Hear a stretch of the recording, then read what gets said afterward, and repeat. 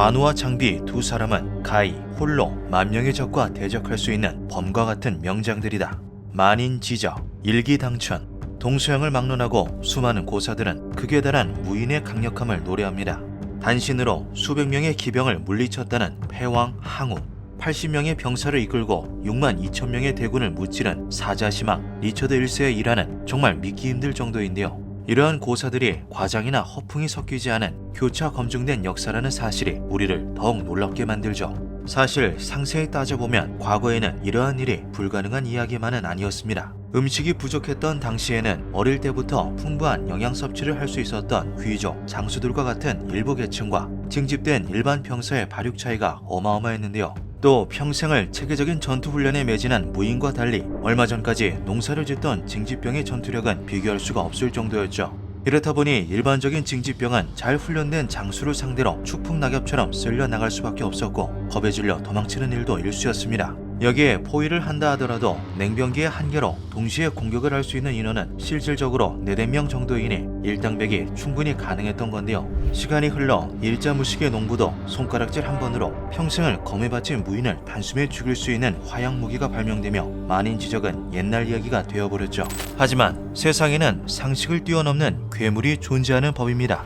엘빈 요크, 그에게는 입대해서는 안 되는 이유가 있었습니다. 그는 아주 독실한 기독교인으로 그 중에서도 세속과 기독교 교단 간의 분쟁을 피하는 것을 교리로 삼는 기독교 연합 그리스도 교회의 신도였기 때문이었는데요. 처음부터 엘빈 요크가 평화를 사랑하고 폭력을 반대하는 남자였던 것은 아니었죠. 사실 그는 망나니 그 자체였습니다. 어릴 때부터 공부에는 영 소질이 없던 요크는 그 대신 사냥이나 싸움 같은 몸으로 하는 일에는 천부적인 재능이 있었는데요. 가난하지만 화목한 가정 안에서 나름 건실한 청년으로 성장하고 있던 요크였지만 그가 24살이 되던 해 아버지가 갑작스레 세상을 떠나며 모든 것이 망가지고 말았죠. 11형제 중 셋째였던 요크는 두 형이 이미 결혼해 독립한 상태였기에 실질적으로 맞이의 역할, 즉 집의 생계를 책임지게 되었습니다. 다행히 요크에게는 튼튼한 육체가 있었고 그는 철도를 깔거나 나무를 베는 등 굳은 일도 마다하지 않으며 가족을 먹여 살렸는데요. 문제는 고된 육체 노동을 이겨내기 위해 요크가 술독에 빠지고 말았다는 것이었죠. 몇 달 만에 알코올 중독자가 된 그는 퇴근 후 매일같이 술집에서 많지 않게 싸움을 벌였습니다. 패거리를 몰고 다니며 매일같이 패싸움을 벌이던 중 요크의 가장 친한 친구가 상대의 주먹에 맞아 사망하는 사고가 터지고 마는데요. 엘빈 요크, 그는 홀로 9명의 생계를 책임질 만큼 누구보다도 소중한 사람을 아끼는 남자였죠. 내가 그렇지만 않았어도. 커다란 충격에 빠진 그에게 독실한 신도였던 어머니는 종교를 통해 그를 위로했고 동시에 술과 싸움을 그만두도록 설득했는데요. 그간의 생활이 거짓말처럼 요크는 매주 교회에 참석하며 술은 입에도 대지 않는 독실한 신도로 거듭났죠. 아이러니하게도 요크의 가정이 평화를 되찾음과 동시에 전 세계가 혼란에 휩싸이고 맙니다. 세계대전의 시작이었죠. 1917년 6월 5일 29세의 엘빈 요크는 21세에서 30세 사이의 모든 남성을 징집하는 징집병법에 따라 미군에 입대하게 됩니다. 양심적 병력 거부를 주장하십니까? 예, 싸우고 싶지 않습니다. 증명 등록서에는 병력 거부를 묻는 항목이 적혀 있었지만 어디까지나 형식적인 절차에 불과했기에 엘빈 요크의 주장은 묵살되었는데요. 이에 항소장까지 제출했던 요크였지만 군인이 한 명이라도 더 필요한 상황에서 그처럼 건장한 남성을 비전투 병가에 배치하거나 면제시키는 것은 불가능했죠. 검 없는 자는 겉옷을 팔아 살지어다. 누가복음 22장 36절의 말씀이네. 요크, 주께서는 평화를 지키기 위해서는 검을 들어야 할 때도 있는 법이라고 하셨어. 지금이 바로 그때네. 당시 요크가 속했던 제82사단 328 보병사단의 대대장 에드워드 벅스턴 소령은 아주 독실한 기독교 교인이었고 그는 성경 구절을 예시로 들어 요크를 설득합니다. 소령의 배려로 약 10일간의 휴가를 받아 가족과의 마지막 인사를 나눈 요크는 소령의 설득에 감화되어 마음속으로 전쟁에 대한 각오를 다졌는데요. 그리고 마침내 그날이 찾아왔죠.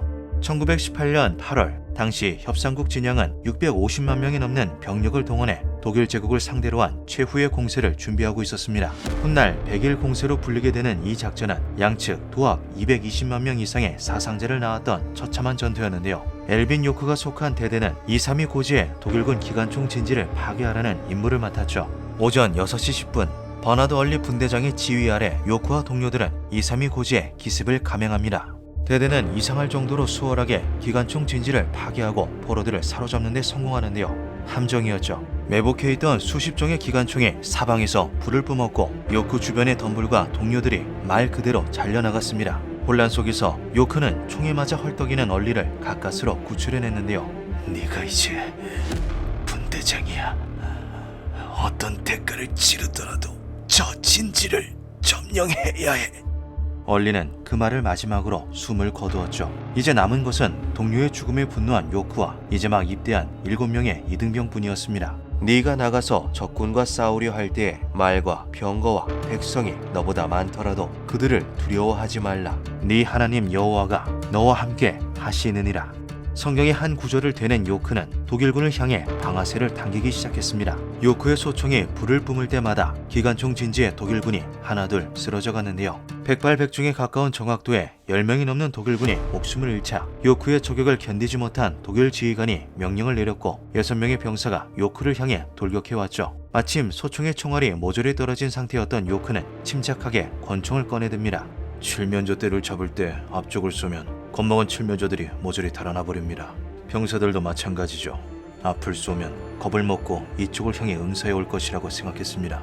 요크는 가장 뒤에 있는 적군부터 하나하나 사살했고 6명의 독일군은 자신들에게 무슨 일이 벌어지는지도 모르는 채 모두 쓰러지고 말았습니다. 당시 권총 사격의 교리는 한 손 사격이 기본이었는데요. 더군다나 그가 사용했던 권총 M1911의 탄창 용량은 7발뿐이었죠. 즉 요크는 자신을 향해 돌진해오는 적들을 한 손 권총 사격으로 한 발에 한 명씩 처치한 것이었습니다.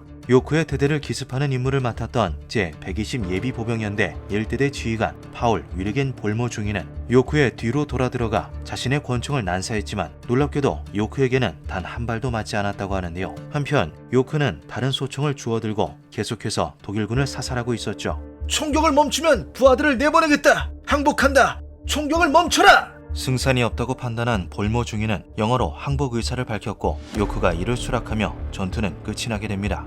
단신으로 28명의 적군을 사살하고 32정의 기관총을 파괴, 노획했으며 132명의 포로를 잡은 요크는 일약 영웅으로 등극합니다.